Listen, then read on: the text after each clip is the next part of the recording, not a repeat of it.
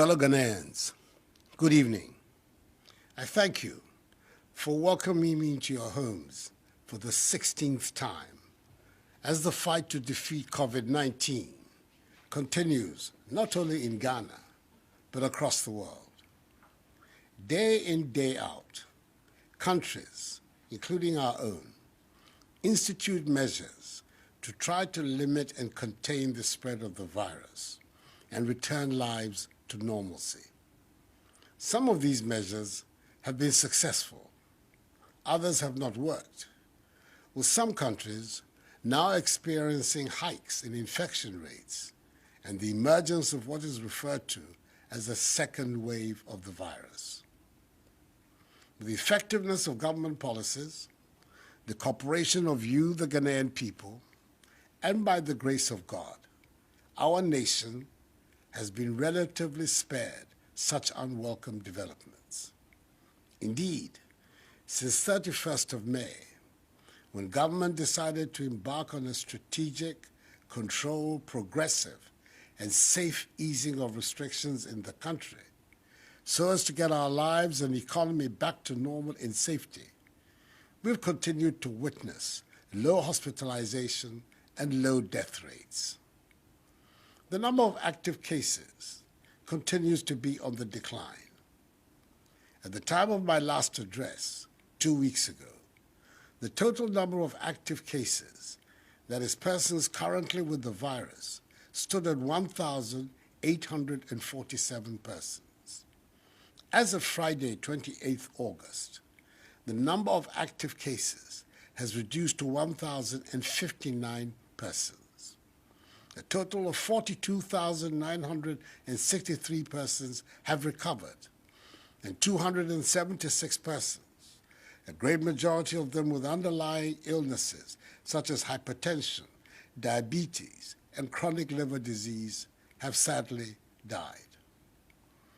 Inasmuch as these statistics are encouraging, in contrast to what is pertaining in several countries across the world, we cannot afford to let our guard down.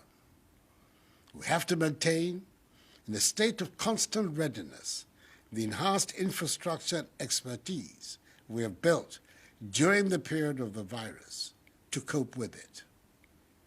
I've been reliably informed that in some regions of our country where there are no active cases, some residents are abandoning altogether the protocols such as the wearing of masks put in place to defeat the virus.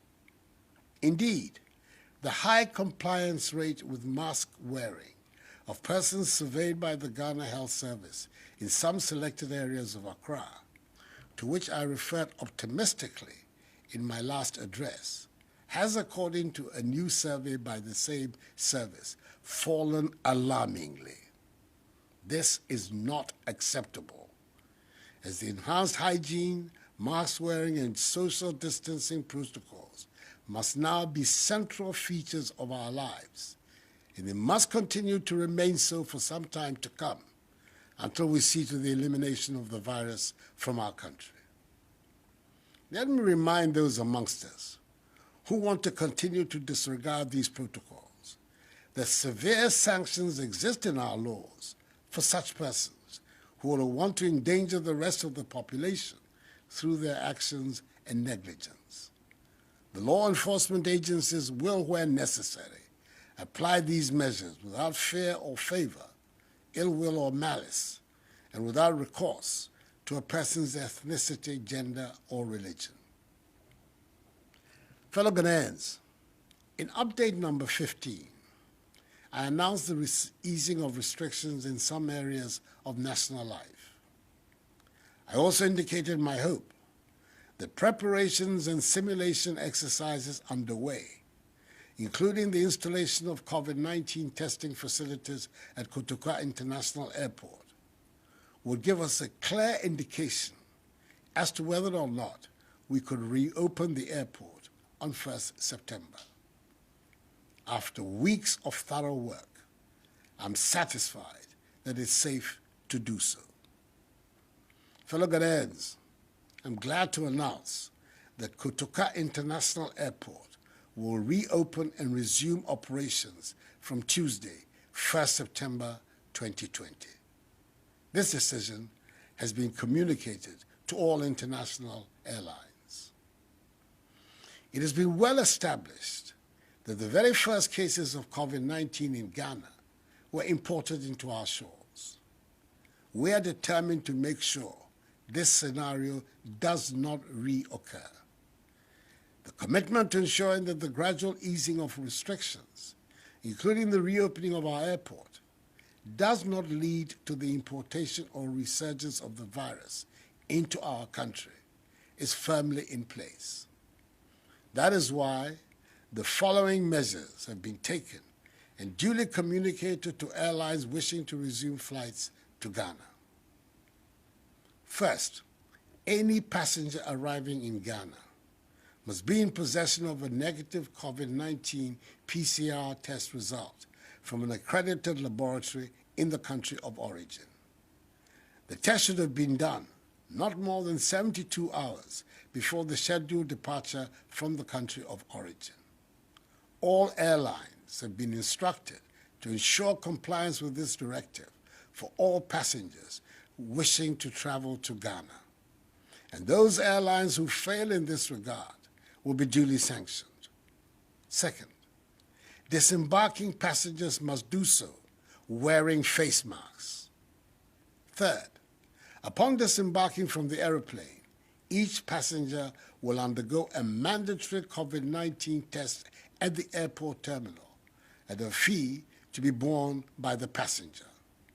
The test result will be available within 30 minutes. 4, children under the ages of 5 will not be required to undergo testing at the airport.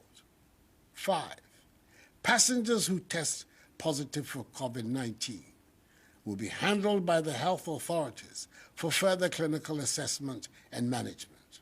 And 6, passengers who test negative can thereupon enter Ghana to go about their lawful activities and will be advised to continue to observe COVID-19 safety precautions during their stay in Ghana.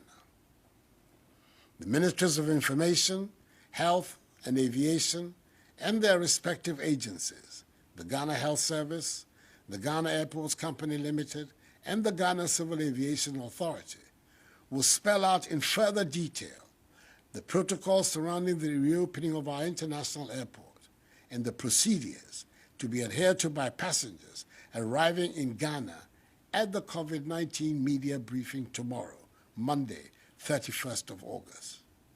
For the avoidance of doubt, our borders by land and sea will continue to remain closed to human traffic until further notice. Fellow Ghanaians, I'll now address the question of the reopening of our schools. With continuing students in the University of Cape Coast, the University of Health and Allied Sciences, technical universities, and some other colleges returning to school almost a week ago to finish their academic year, the decision has been taken by the Ghana Education Service, after consultation with the relevant stakeholders, for SHS2 and JHS2 students to return to school from 5th October to 14th December 2020 to complete their academic year. With junior high schools operating with class sizes of 30 and senior high schools with class sizes of 25, SHS2 and JHS2 students will be in school for 10 weeks to study and write their end-of-term examinations.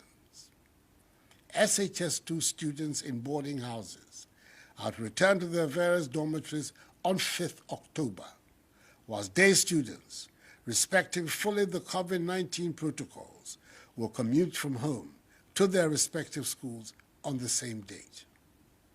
Prior to reopening, all junior and senior high schools will be fumigated and disinfected.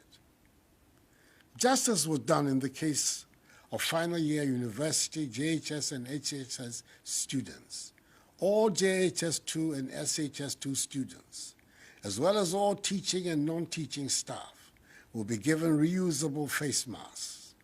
Each school will be provided with Veronica buckets, gallons of liquid soap, rolls of tissue paper, thermometer guns, and 200 milliliter containers of sanitizers. JHS2 students will be given one hot meal a day. Assemblies and sporting events remain banned, and the use by outsiders of school premises for other activities is still not allowed. We will continue to ensure that each school, which does not have its own sick bay, has been mapped to a health facility and care is provided to the sick by nurses assigned to them. The Ghana Education Service, after further consultations, has decided to postpone the remainder of the academic year for all nursery, kindergarten, primary, JHS1, and SHS1 students. The next academic year will resume in January 2021, with appropriate adjustments made to the curriculum to ensure that nothing is lost from the previous year.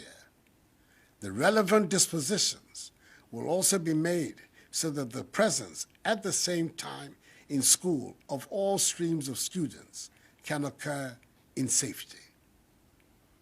I appreciate fully the inconvenience and the financial burden the continued stay-at-home of children are posing to parents and guardians.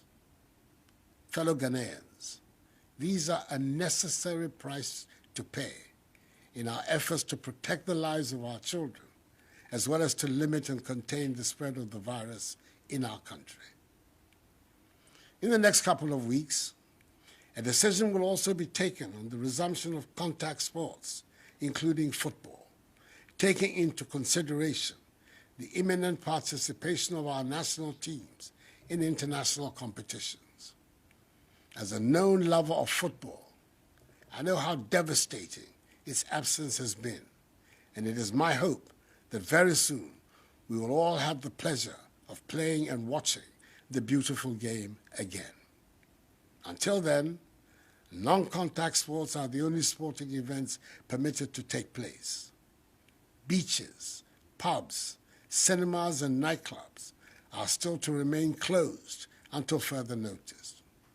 All other institutions that have been cleared to function are to continue to do so in strict adherence to the COVID-19 protocols. Enuanom, yɛayɛ nhyehyɛeɛ a ɛbɛma ebinada ɛbɛyi yɛbɛsan abue Kotoka International Airport. Mesrɛ mo, paa sɛ yɛpɛ sɛ yɛpamo yare ɛfiri yɛn man mu a, yɛn nyinaa ɛnhyɛ mask no sɛ yɛfiri fie a, ɛno na ɛbɛbɔ yɛn ne yɛn man no ɛho ban. Anyememe, wɔtɔ gbagya no, yi ha wɔgbɛ ni wɔgbele Kotoka International Airport ekun jufo ni bane mi panyefai ke lele monta ni wo hwe helana ke je wo mana mi wo fe wo mask ke wo hihia no ni ba wa wo ke wo ma. Fellow Ghanaians, the difficulties imposed on our everyday lives and the impact COVID-19 has had on our livelihoods must serve as sufficient motivation for us all to continue to adhere to the enhanced hygiene, mask wearing, and social distancing protocols that must characterize our daily routines in this country. The more we adhere, the sooner we defeat the virus and return to our normal way of life. I'm confident that this can be soon. This challenge is not insurmountable. We can do it.